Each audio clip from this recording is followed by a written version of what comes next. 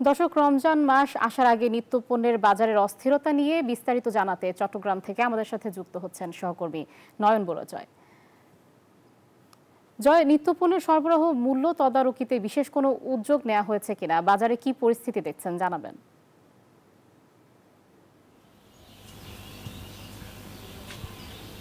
ধন্যবাদ আয়েশা আপনাকে। এর আগের ঘন্টায় কিন্তু আমরা দেখানোর চেষ্টা করেছি, যেহেতু রমজান একেবারে ঘনিয়ে এসেছে, তার কারণে কিন্তু নিত্যপণ্যের সরবরাহ অনেক বেড়েছে। যেহেতু চট্টগ্রাম বন্ধ দিয়ে পণ্যের সংকট নেই, আমদানি হয়েছে পর্যাপ্ত, এখনও চট্টগ্রাম বন্দর থেকে খালাস হচ্ছে। তবে দেখা যাচ্ছে চালের দামটা সবচেয়ে বেশি বেড়েছে, এখনো পর্যন্ত যেভাবে বেড়েছে সেটা কমতির দিকে আমরা দেখছি না। আমদানিকৃত যে চাল, সে চাল যেমনটা বাজারে এসেছে তেমনিভাবে কিন্তু আমরা দেখছি দেশে উৎপাদিত চাল, আবার একই সাথে আমদানির চালও কিন্তু যোগ হয়েছে। সরবরাহের কোনো ঘাটতি কিন্তু আমরা দেখছি না, কিন্তু চালের দামটা সবচেয়ে বেশি বেড়েছে। এখনো পর্যন্ত চালের দাম কমার দিকে সেই দৃশ্যটা কিন্তু বাজারে দেখা যাচ্ছে না। তবে বস্তায় বস্তায় চাল সরবরাহ বেড়েছে। একই সাথে অন্যান্য যে পণ্যগুলো একটু দেখানোর চেষ্টা করছি, যেহেতু রমজানে ছোলা ডাল এগুলো প্রয়োজন হয়, চালের পাশাপাশি ছোলার দামও কিছুটা বাড়তির দিকে। আমরা 100 টাকার উপরে 110 টাকা 115 টাকা কেজিতে তারা বিক্রি করছে। তবে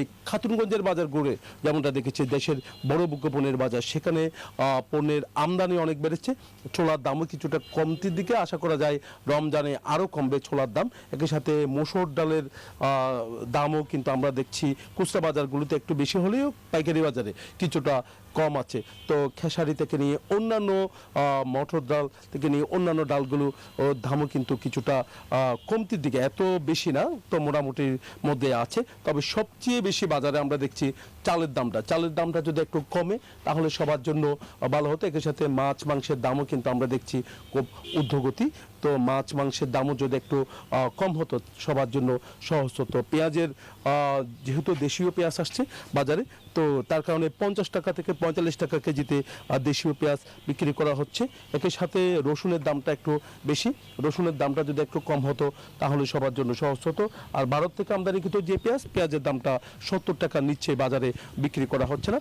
তো ভারত ছাড়াও দেশীয় যেহেতু পেঁয়াজ এসেছে বাজার দখল করছে, তার কারণে যারা সাধারণ ক্রেতা তাদের জন্য তেমন সমস্যা হচ্ছে না। এই ছিল আমার এখানকার সর্বশেষ। ফিরে যাচ্ছি স্টুডিওতে লাইভের কাছে।